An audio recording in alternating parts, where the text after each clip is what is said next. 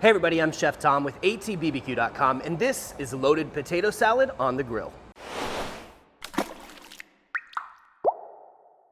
Well, today we're cooking up a quintessential barbecue side dish. It's potato salad. And not just any potato salad, we're doing a loaded potato salad, which means this entire thing is based off of everything you would pile onto a loaded baked potato. So of course we're gonna have bacon, there's gonna be some cheese involved, you'd normally have some sour cream on there. Well, we're gonna whip up an entire ranch dressing based dressing for our potato salad. There's a lot going on and we're doing it all on the grill, so let's jump right in. Today we're cooking on the Napoleon P500 RSIB.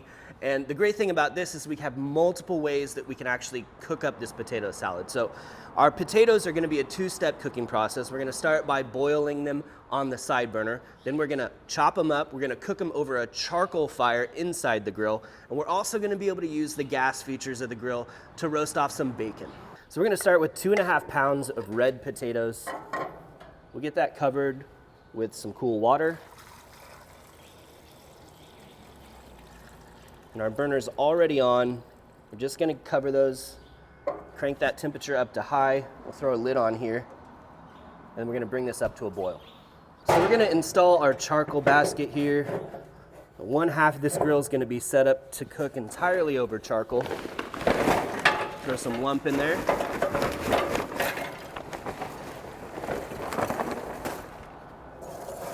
We're only going to use the gas just to get this charcoal started, then we can turn the gas off completely underneath.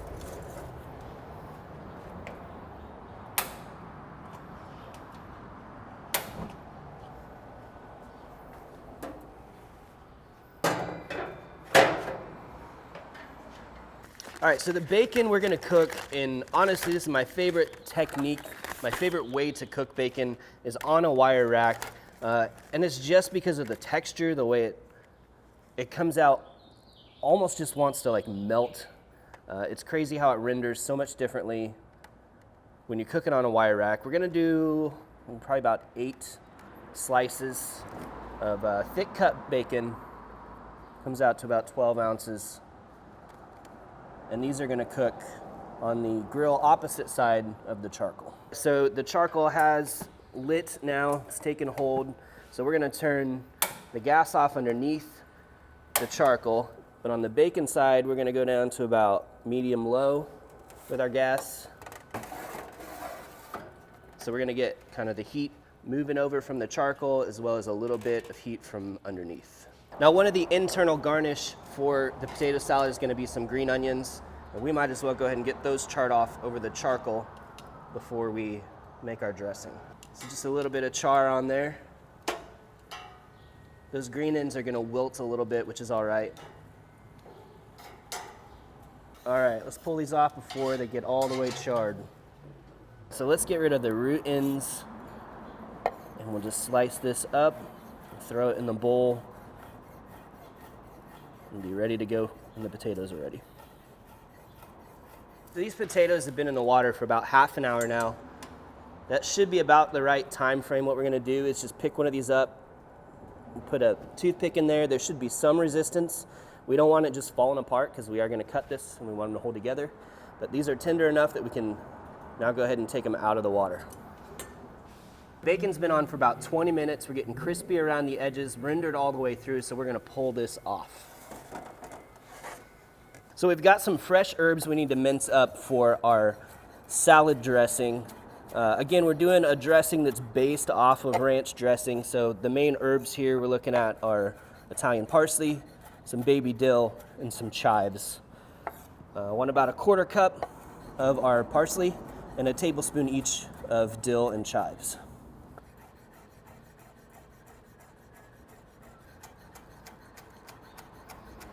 So let's go ahead and bring this dressing together. We're gonna start with equal parts mayo, and we're using Duke's today, and sour cream. A 1/2 cup of each of that. I do about a tablespoon of our Kozlik's Dijon, and about a tablespoon of our Pitfire hot sauce. And that's mostly for that vinegar twang. It's not really all that spicy as far as hot sauces go. Then we just add our fresh herbs.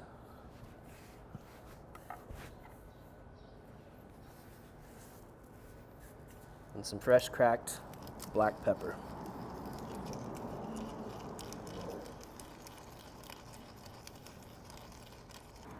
And give this a whisk to bring it all together, and that is it. So that's going to be coating all of the potatoes and the internal garnishes. Speaking of which, let's get back to our potatoes. So our potatoes have been hanging out in some ice water to keep them from overcooking. I'm just pulling those out now. We're going to quarter these. Now we're going to have them. We're going to have them because they're a little bit soft. We're going to dress these up in a little bit of oil, some seasoning, and we're going to throw them over that hot charcoal to get a nice little bit of char on them. And then I love, especially these ones that just get a little bit like they start falling apart.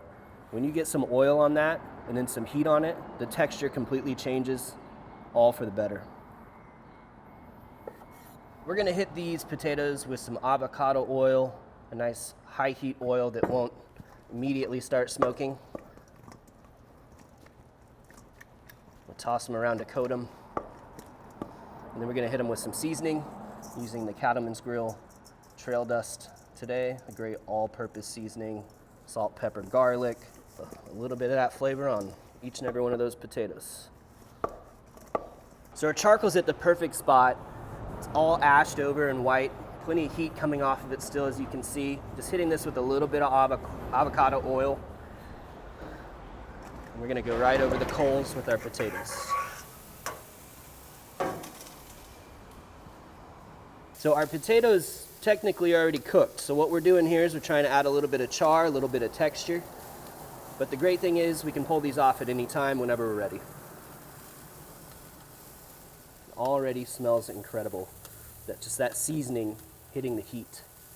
All right, so it's been about 5 minutes. You can see we're getting some great color and texture on our potatoes here. We're just gonna give these a little jostle, flip some around. You don't have to do each one of them individually. You can grab a spatula and just kind of flip them if you like.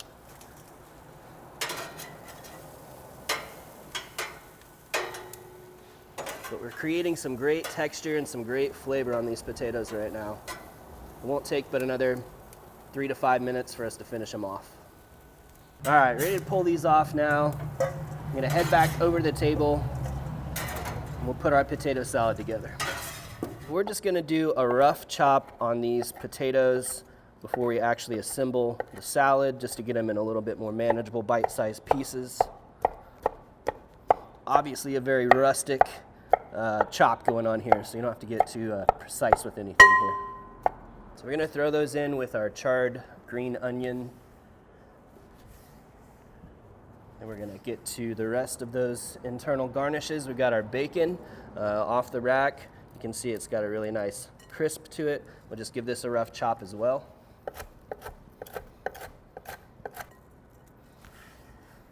Next, we've got our cheeses. You gotta have cheese on a loaded potato.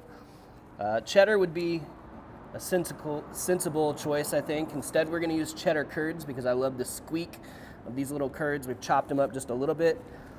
Also, I love the funkiness of some feta, so we're gonna throw a 1/4 cup of that in there as well. Kind of just mix all this by hand for now. And then we're gonna hit it with the dressing. Just toss that around until everything's coated. We're moving the potatoes gently because they're fully cooked. We don't want to just mash them into a paste.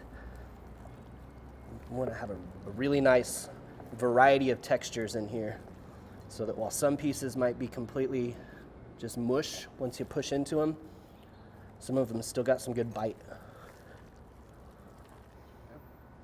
All right, let's taste for salt first.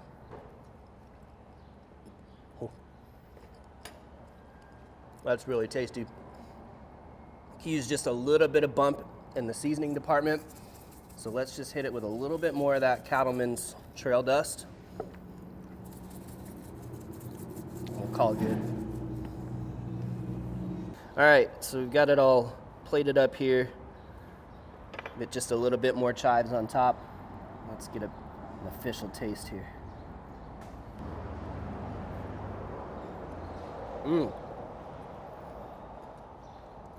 Super creamy. Great variety of textures. That potato just kind of melts under a little bit of pressure, but you've got the crispiness around the edges. You've got the bacon, which brings the salt. I love the little kick of vinegar that we're getting from that hot sauce.